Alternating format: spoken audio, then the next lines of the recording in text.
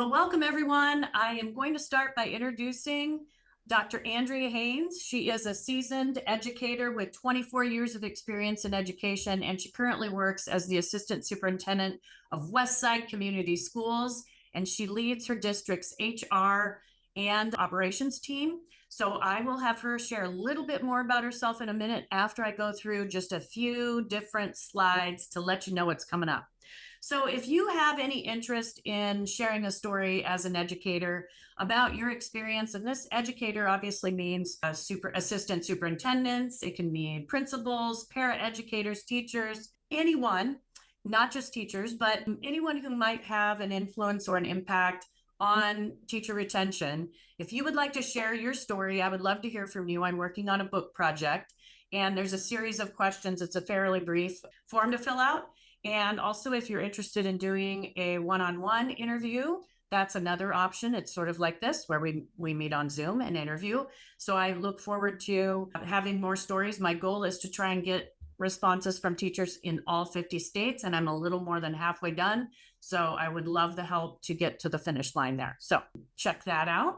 You can scan the QR code later. Also, just wanted to let you know that I did have an article published recently, both in, I almost said Wahoo Finance, but Yahoo Finance and Business Insider magazine. So it is on the myth of the teacher shortage. And I essentially explain in various states, how many teachers we have that are certified and not teaching compared to those that are certified and are. And some of the data is pretty shocking. So that is something to pay attention to. And then we have an interesting opportunity coming up in October. On Thursday, October 24th at 7 p.m., Dr. Ted Vicky is going to discuss ways you can use ChatGPT in education, anything from lesson development to just making your lives easier with administrative tasks. Maybe you have an email that you need to send out and you're really not sure how to word it so that it's perhaps not grumpy or something to that effect. You can use ChatGPT as a tool.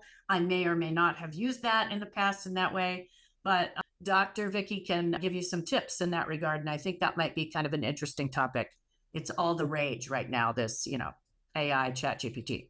So I'm going to stop there and let Dr. Haynes introduce herself a little bit more while I get additional things going here. Yeah, good evening, Dr. Copich, and thank you for having me tonight. I'm really excited to be here to discuss and have some dialogue around the topic of employee belonging and how that relates to retention, how we create and nurture a sense of belonging for all of our team members. So yeah, I'm Andrea. I actually came into education via the para-educational assistant track.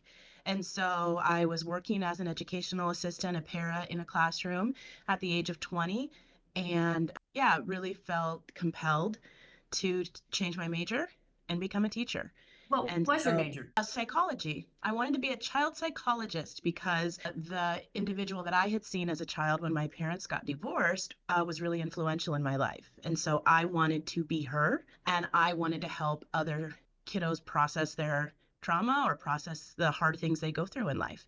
And so I had planned on getting a graduate degree in psychology and kind of going into child psych, but fortunately I had the opportunity to be a para, and then that path led to the teacher seat. And then from there, really realized that although I went into teaching because I wanted to make a difference for students, I realized in my first few years of teaching that I also wanted to make a difference in the lives of the adults who come every day to schools. And that is what kind of led me into leadership.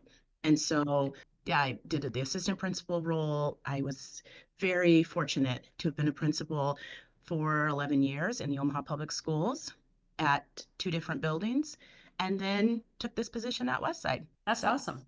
I think I remembered that you and I both had that shared experience, as I was a paraeducator and started out that way as well. And I just had a conversation with someone a couple of days ago that talked about how they were annoyed when they heard people say my para versus like my team member. And just simple words can really make a difference on a paraeducator's feeling of belonging. And they make a point not to refer to them as the para with the students, but to say that's your teacher, you need to listen to your teacher as well. Yeah. And I think that goes a long way with support staff when you're treated as a valuable team member versus someone that in my time frame seemed to spend a lot of time making copies. Yeah, for sure. Kind of what we're going to dig into, right? Yeah, Is, exactly. like, what is it? Why is it important? How do we do it? Exactly. And I think this is a really important element. I'm glad you talked about this because we really haven't had a conversation in our webinar series around teacher retention or employee retention in general that specifically talks about belonging. And not only is it a retention piece, but I'm assuming that you will also agree that it's also a recruitment mechanism as well. And we'll kind of go ahead and get started with some of the information you have here just to kind of guide our conversation. I'll let you kind of take this over. Yeah, so I just put together a couple slides of information that can guide our conversation, but Dr. Copich, I'm completely open to individuals asking questions or you Yes. kind of taking us down a different path. I'm so glad this webinar is focusing on all teammates, like you just mentioned, not just teachers, but all humans who come to work in our schools every day in the world we live in right now, especially here in Nebraska. We're not just somewhat short on teachers who are coming and applying, but we're short on humans, period. So employee retention is a key concern for all districts and really all industries right now. It's no secret that staff turnover is not great for schools. We don't need to dive into the research around that necessarily, but we know it costs time, it costs money, it disrupts the progress that's made in our schools and in our learning environments. And overall, it can really impact staff morale. And so some of what I'm going to share is some of the things that we're doing within Westside. And so I find that it would be the most appropriate way to kind of kick off to say that everything I've learned about belonging, nurturing it, creating it, facilitating it, sustaining it, all really stems from our superintendent, Mike Lucas, Dr. Lucas, because he is the one that lit this fire of the importance of belonging within me when I joined the team. And so as we share that, I just want everyone to know that this is something we do together, right? This isn't Andrea's ideas or just Mike's ideas or just Westside's ideas. This is a collaborative effort that we've learned over time. I think we're getting better and better at it, but we still have a ways to go. So the first slide here, really, we need to focus on and really operationally define what is belonging and what is belonging specifically in the workplace. And so when you read articles on belonging in the workplace or belonging in a classroom, you'll hear things like being accepted, being included, being valued. Basically, those are the adjectives or the words that you hear, the verbs that you hear, right? And that is important that we all kind of feel that way about it. But I think it's important for a school district and a school that then you funnel that down. What does it mean for your school or your district? And so then if you go to the next slide, what we know in Westside is that what defines belonging for us is that our teammates are seen for who we are and our unique contributions, that we're connected to one another, that we feel supported in the daily work that we do, that we are developed as individuals, and that we all share a common sense of pride for our district, for our schools, for one another, and for our students and our families. And so I think it's important. I hear a lot of talk around belonging and these words of being accepted and being valued. But in order to drill down into what it means for you as a school district, you've got to do some of these next steps that we're going to review a little later. That's how we came to these definitions.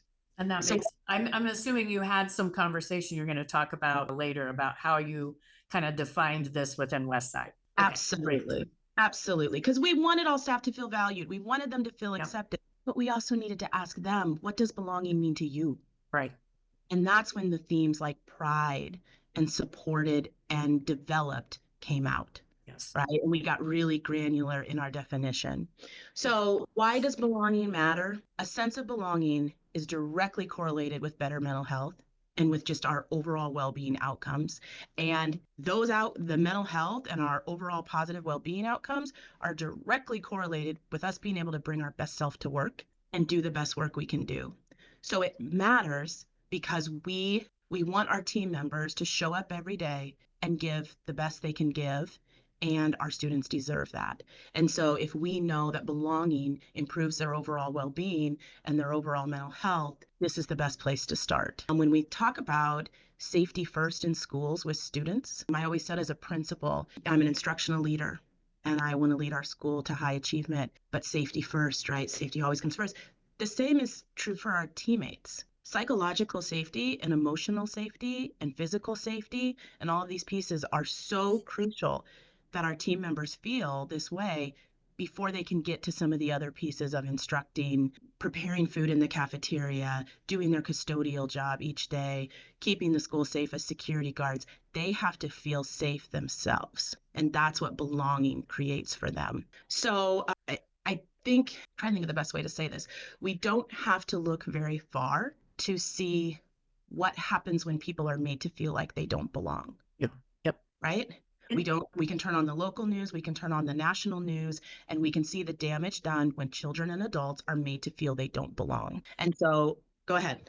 Oh, I was working on a presentation today, and it's on the topic of professionalism.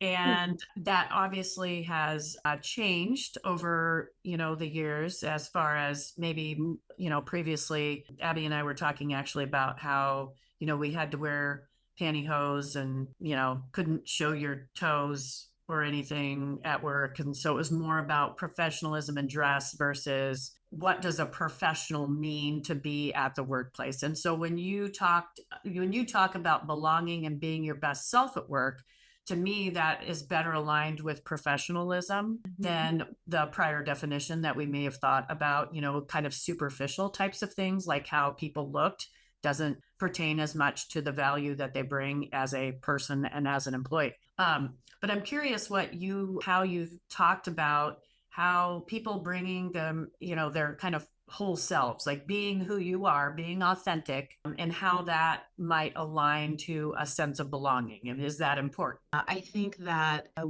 there's a lot of literature out there right now on individuals from diverse identities and the importance of being able to be yourself at work. And of course, we definitely that resonates with us, and we support and believe in those. But in reality, it's for everyone. It may be harder for some than others, right? On this continuum of acceptance and what is seen, as you said earlier, as professional, Right.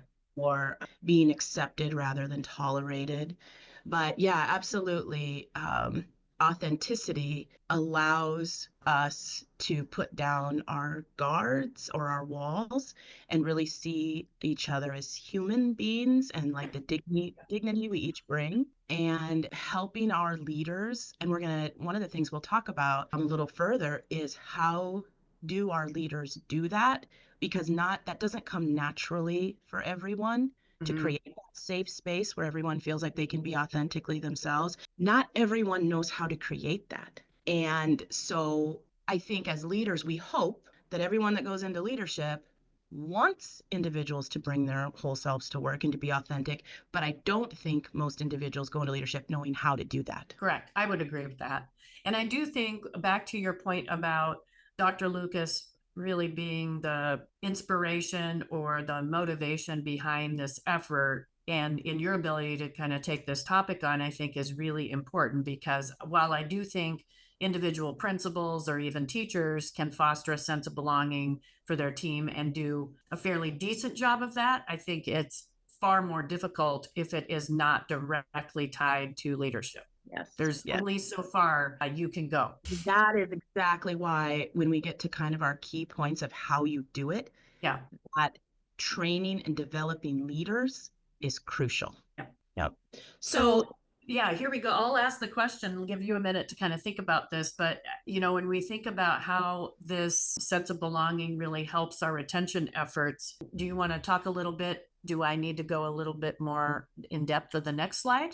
Yeah, To get us started on some of the efforts you've done? I love that. So basically, this slide showcases Westside Strategic Plan. And the reason this is on there isn't because anyone needs to necessarily go and check it out, although it's a great read. The point of this is what you were saying earlier, which is It starts at the top. Belonging, strategic planning for belonging, and using words that convey our intentions. So we don't just say we want to bring more individuals with diverse identities into our schools to serve all students. We write it into our plans, and then we do it, and then we measure it, and then we evaluate it, we see how we're doing, and we set, new goals. So this notion that belonging is just like this feel good thing that if you're a kind person, you're just going to do. I think we have to step away from that and really think about what are the intentional efforts we are putting forth as leaders, as colleagues to one another, and what is the common language we're using around belonging. So on this slide here are just a few of the points of our strategic plan that literally spell out the direction and the roadmap we want to go for belonging. And this obviously, I'm thinking as a strategic plan was approved also by a school board. Absolutely. In Yeah. fact, our school board really sets the tone for our culture of belonging. And they absolutely support our belonging efforts.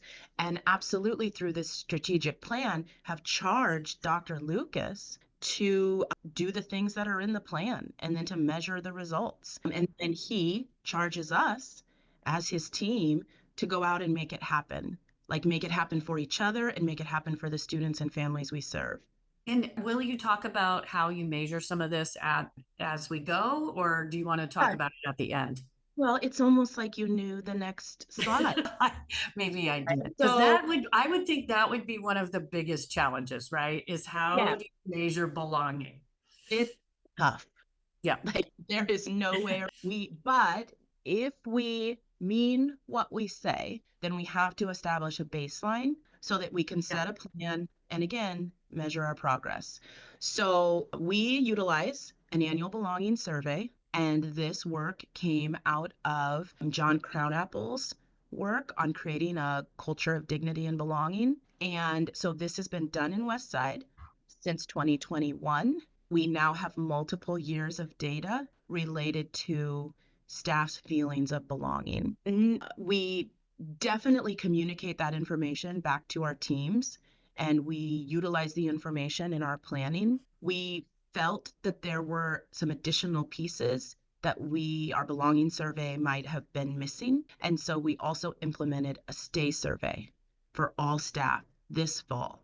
This was the first year that we implemented a stay survey. We have a lot of districts doing teacher stay surveys. Westside implemented a survey for both certified staff and classified staff.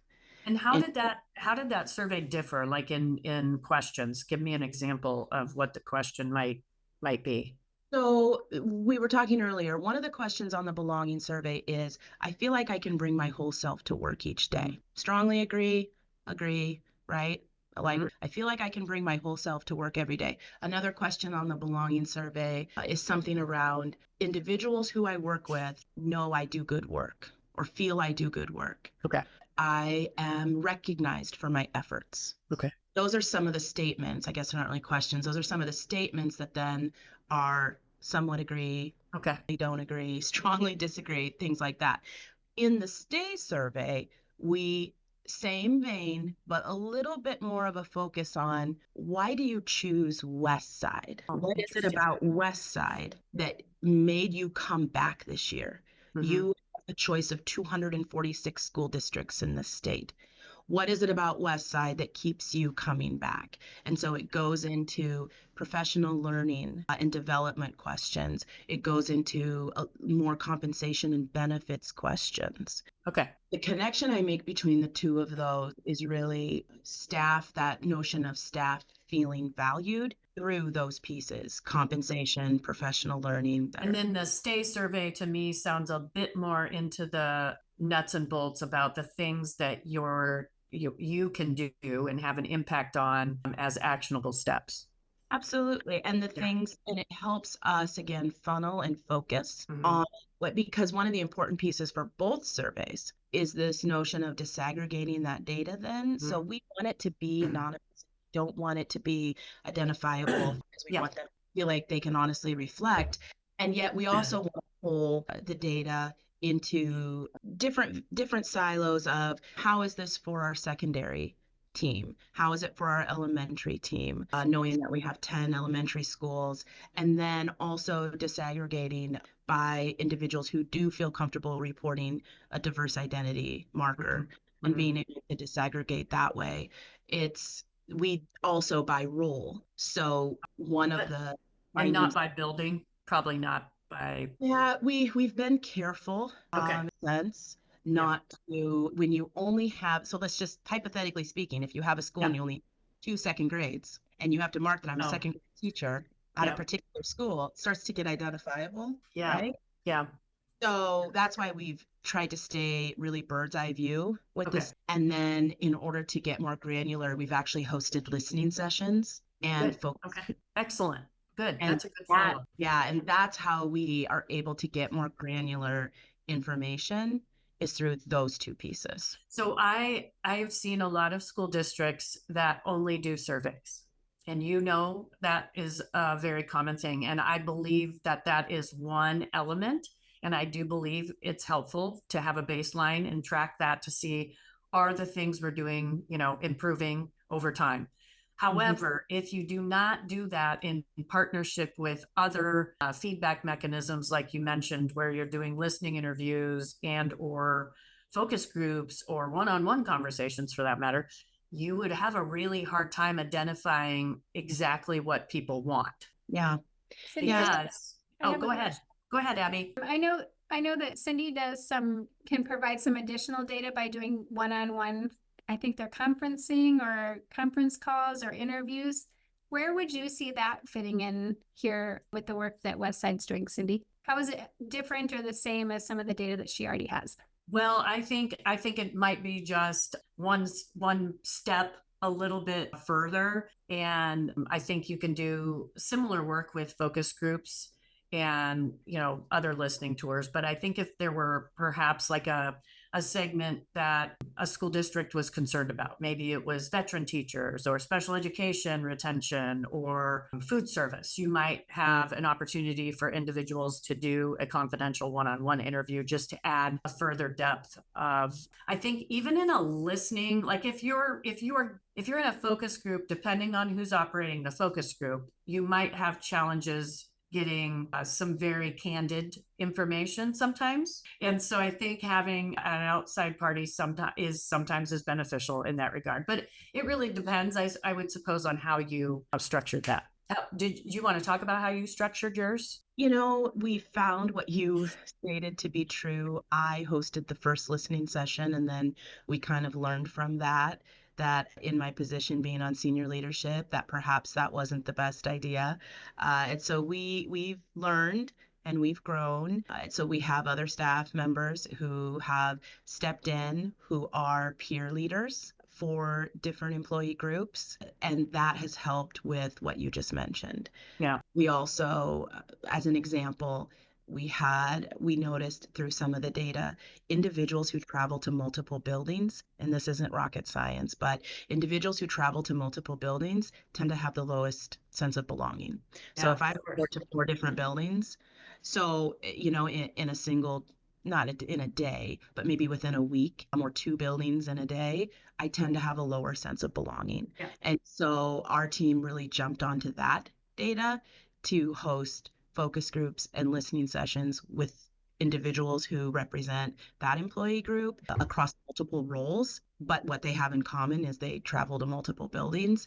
And that gave us, had we just had the data off the big survey, it wasn't really actionable. What made Right. it Yeah. actionable was digging into it deeper. Yes.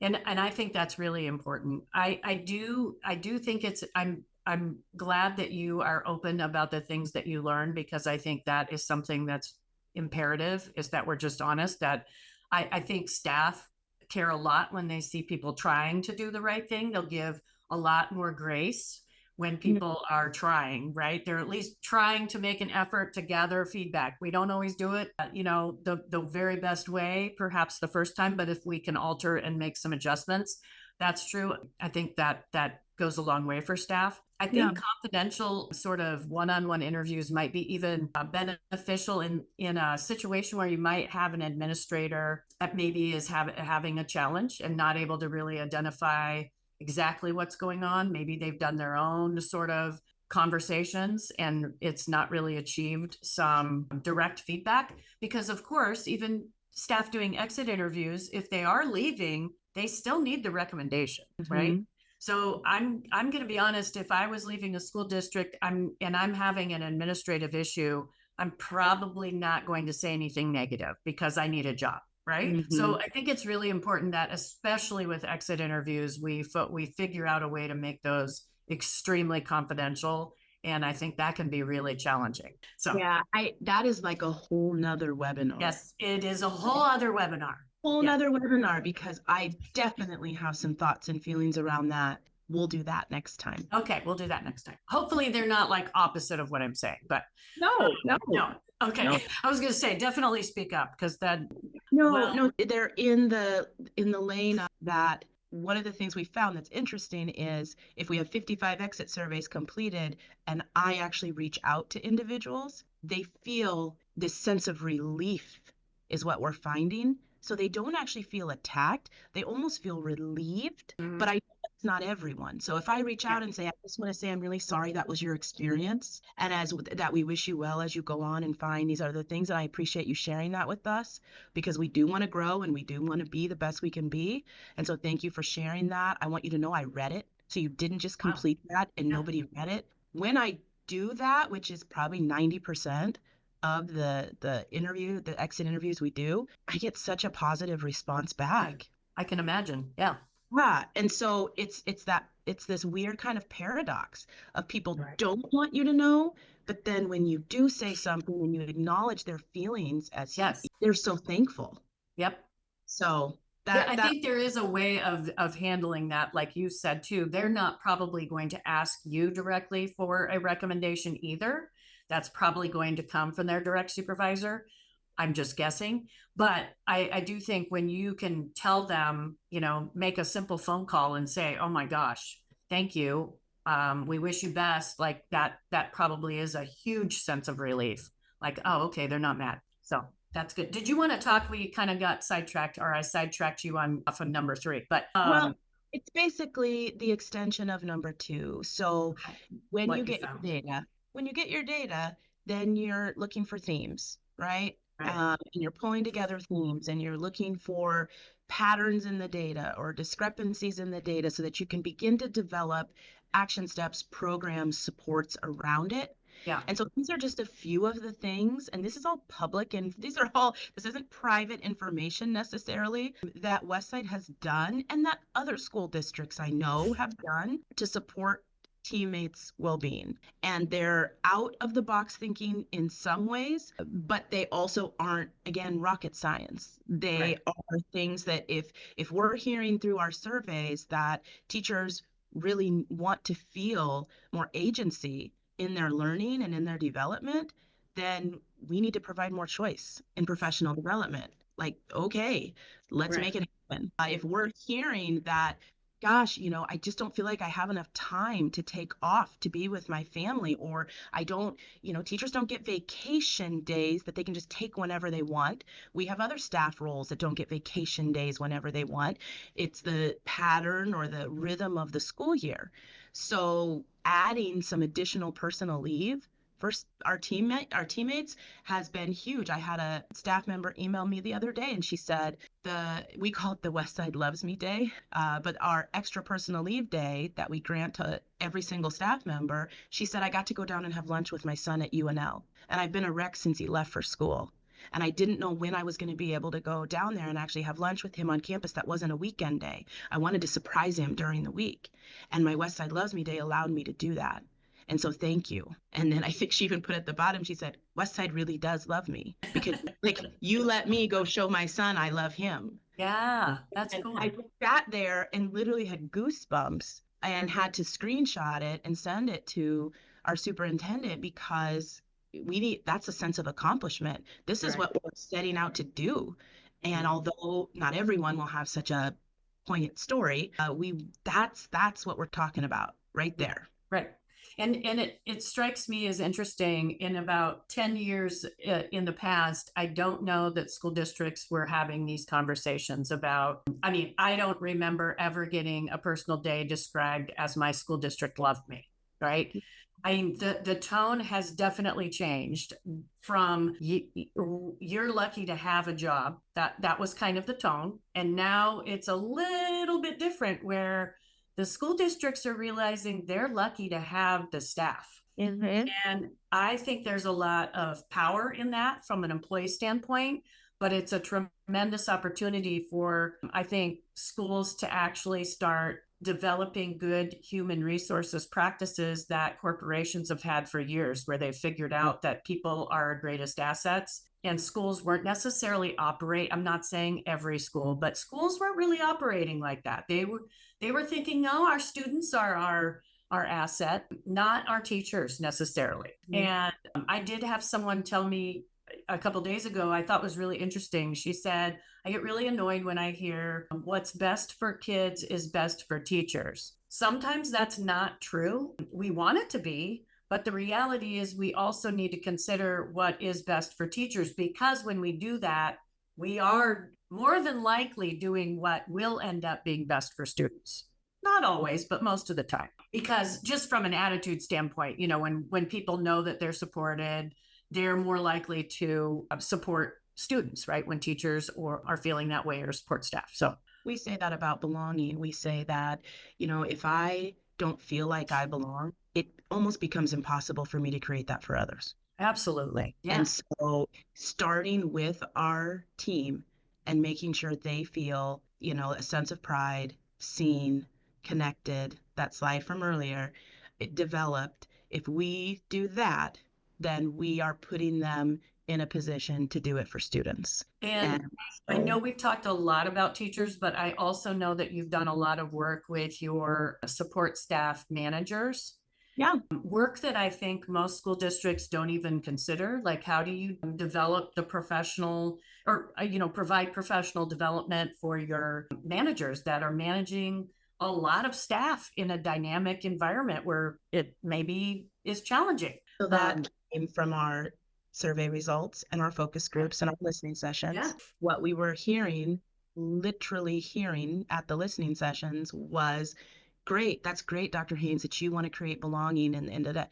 But my manager over here, he doesn't make me feel like I belong any day. So you can sit up, you know, you can be out of your office or come out to the schools and say all this, but if he's not going to do it, then what good is it? Right. And taking that information back and saying, okay, and Dr. Copich, you came and presented as a part of some of our team's work on this. But yes, we are calling them kind of these mid-level managers, yeah. Right? So you're thinking about like cafeteria managers. Most high school cafeteria, they have 16, 17, large high schools, 16, 17 individuals working in the cafeteria. Yeah. Managers leading almost a team of 20 people, and yet they probably have had no formal leadership training. Yeah, absolutely. And so when we think about our building services mid-level leaders and our nutrition, yes, all of it. We have our eyes on it. We're doing better, and we are reaping results that are positive from it, not perfect, but positive. So yeah, that makes a difference. That's a really good segue. So the fourth piece that we've been working on is training our leaders. And so that means not only, you know, principals, but like you mentioned, nutrition and building services and our tech team and our professional classified team and all of our teams. And we have had multiple professional learning sessions with our leaders. One of the things I put on this slide, and it probably doesn't make a lot of sense, is just a picture of a thermostat. Yeah, I was going to ask you, like, tell me about this. So this is, we use this as like a visual signal for our leadership team, and it hasn't, you know, probably made the inroads I want it to quite yet, but we're getting there. We have a culture game plan for our leadership team that our superintendent rolled out. And a part of that is that we've added to that is there's a big difference between a thermometer and a thermostat, right? So thermometers change with the sliding temps. So, well, it's 68 degrees in here right now. If a cold breeze kicks in, it's going to go down to 50. This notion of like, well, my culture's not great right now. Maybe when so-and-so retires, it'll get a little better. The temp will go back up again. Thermometers just read the temperature. Thermostats set it. Thermostats set it. And so we want our leaders to be thermostats. We want them to say, the level of belonging that I need in this building for all of us to be treated with dignity and bring our best selves to work every day is here. And when that thermostat of belonging starts to go down, we got to kick things into high gear like your AC kicks on, like your furnace kicks on. And we've got to get it back up to, as it's like 72. Yeah. A thermostat will run and rig your AC and your furnace until it gets back up to that temperature. Right. And so I like that.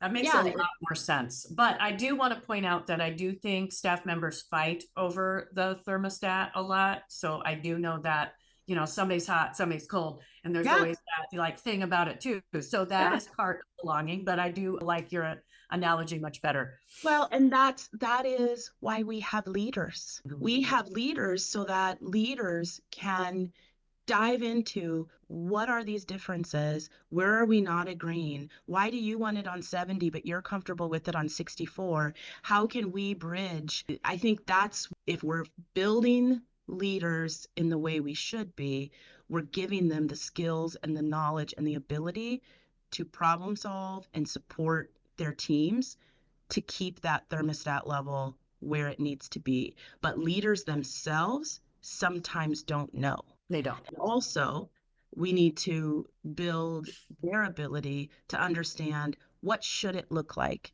If you have a principal who says, nobody in this school needs a mailbox except for teachers. You know what? If you're an EA, if you work in nutrition, you don't need a mailbox. We'll just set your stuff over on the table over here. That's a leader who doesn't understand fundamentally the importance of belonging and the importance of feeling seen. Right? Literally, when I go into the room, do I see my name? Right.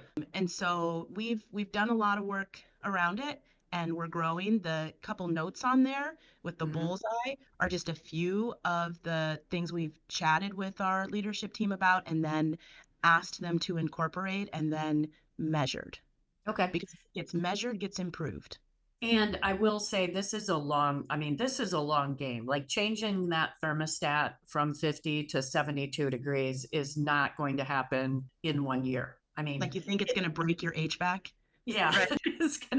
It takes time and you can think you're in the right direction and then different staff members come along and the dynamics change. I did talk to one principal recently who said that she's got a great skill set on really working on school environment and really establishing that positive culture. And she got burned out because every time she got the culture situated, the school district leadership moved her to a different school that needed positive culture. And so she never really got to enjoy what happened, what was created. And after 3 or 4 moves, she was burned out. So we do have to be careful with that too. There are people who are really good at this work, but we have to be sure that they have the opportunity to enjoy the teams they have all worked on to create together. I think that's true. And I think as an extension of that, when led to do it in the most effective and impactful way, it isn't actually the leader doing it. Yeah, good point. Yep. And so if you have a really strong leader who's building in this scaffolding and building in these supports and helping us as a team hold each other accountable, then I don't have to be there for it to happen. Right. Now, I think, after 3-4 years of that leader being gone, if the team didn't continue to, or if something toxic were to enter, you're right, it can ebb and flow. But in reality, it shouldn't be tied to the leader, because one of the leader's biggest jobs is to help others do the heavy lift. Yeah. And I think only from the standpoint of accountability, like I can only do so much as a colleague with accountability for a coworker that might not be. And you do have to have a leader that's able to do that. And I think that's where some leaders falter, is they don't know how to have those kind of difficult conversations they need to have in a way that achieves a turnaround. And I think there are leaders that are really good at kind of ignoring some things, and then we've get, you know, some serious toxic issues going on. So while I do understand, you know, the building the sort of structure and foundation should last, I do think the accountability piece and holding others accountable, it really does have to rest in most part with the, you know, building principle in some aspects. I think that accountability has been stripped of its ability to be broad. I Right. think that Yeah. we think of holding someone accountable, we think of like evaluation and Yeah. or coming in and telling someone you're not doing what you're supposed to be doing. And of course, we would never want our colleagues doing that necessarily to one another. When we embrace accountability in broader terms is when we can begin to see how we all do have a role Yeah. in that. And having conversations as adults in a workplace. Yeah, to someone that you might need, you know, to ask a question to or deal with an issue versus in the parking lot behind their back or to the boss rather than the individual themselves. creating belonging, really, if you know Kim Scott's work on radical candor, Yes. creating belonging is that sweet spot. I care about you and I care about this place so deeply that I'm going to ask you to have this tough conversation with me. Yeah. And that when we, you know, that's one of our trainings that we do under this number 4. All of our new leaders go through radical candor training. I actually lead that one. And that's huge. Yes, it is. We have to show we care deeply as leaders if we decide we want to challenge directly. So then as colleagues, we have to show we care deeply before we can even think about bringing up tough things. Yes, yeah. Absolutely. And we show people we care after we establish a relationship by telling them when there's something that needs to be improved, because we care enough about them to want them to improve. And about the mission we're on together. Correct. And I think so many people think, oh, I care enough. And it's really, they care more about their own feelings. They don't want to say something. I care because they're uncomfortable. That is in training. Yeah, it is, because I lead the same training at my workplace too. We should be doing it together. I know. I think you're probably doing okay where you're at. Okay, so number 5, you want to talk a little bit about this? Yeah. I like tacos and talk. So this is the last one because this, like, when I think about prioritizing, what are the main things we do? These are the top 5. There's lots of others, but these are the top 5. So surveys, like you said earlier, they're great. But if we don't take the time to truly listen and understand the challenges that are faced by, you know, our team members, we're missing the whole target. We are off target. So our leadership team, meaning senior leadership, so whether you call them assistant superintendents, superintendent, the directors, your director of special education, director of elementary education, we find ourselves with our superintendent's leadership out in the buildings almost weekly for what we call Feedback Fridays, Tacos and Talk, Taco Tuesdays. And this gives us the opportunity to bring tacos, to be in the lounge, be maybe if that school says, you know what, we don't want you in the lounge, we actually want you to go in the library so that people who don't want to interface with you don't feel like they can't eat that day. So we'll go to the library and really have conversations with the team. I have learned so much sitting at tables in the library with the first grade team or with a group of kitchen assistants from the cafeteria. That's awesome. So much about our district and about things we're doing really well and things we can do better. And then this year, we implemented a few ambassadors that we're calling belonging ambassadors. They are a part of in Westside, we have what's called We Side, which you can go on our website and see more what that means. But it's basically about creating a welcoming environment for all students and families and staff, right in line with belonging. And we have individuals who are a part of our classified teams who are, again, like peer leaders who go out into the buildings, touch base with classified team members, troubleshoot issues, problem solve with them. And this just started this year. Oh, that's great. So far, the individuals then come back and they meet with our senior leadership team monthly. And during those meetings, we talk about macro things. So we don't talk about an individual person at an individual school or an individual principal who's not doing something that this person thinks they should be doing. We talk again about general themes. Good. If something came up 4 or 5 times, Yeah. right? That's what they're bringing to the table. That's awesome. Yeah, what a great idea. And it's a little bit of coaching too. Coaching, listening, problem solving on the ground. I like it. Yeah, we had a couple, not training sessions, but just level set sessions with these individuals to say, here's what we're out to do. Yeah, yeah. I like how you also, you're coming back and you're pretty clear on, oh, we're not going to talk about that specific thing, but just in general, what you're saying. I think that builds that trust too. This is just a quote that whenever I'm talking about this topic, I use because I think it beautifully encapsulates what we're trying to do with belonging, which is elevate the whole. And so Boz St. John, like entrepreneur, marketer, like world renowned, this is also an opportunity to use a woman and a woman of color's insight. Because oftentimes when you search for quotes or things like that, you're most likely going to pull up quotes by men. I think it's really important. Literally, belonging is not an extra thing.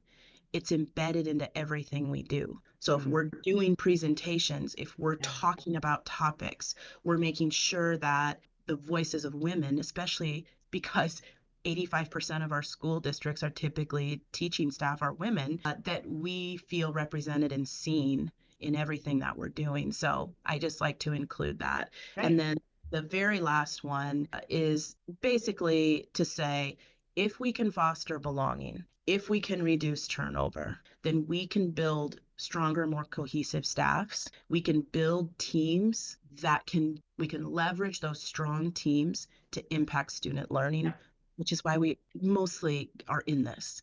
I talked to one of our custodians at one of our buildings the other day, and he was smiling and having a great time. And I said, every time I see you, you are just so happy. Can I ask, what makes you so happy every day? Every time I'm in this building, you have the biggest smile on your face. And it's not just for me, it's for everybody.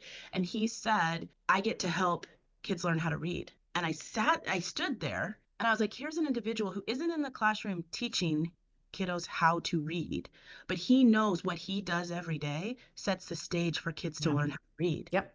I love And it. he's like, I get to make this world better because I'm helping to produce literate kids.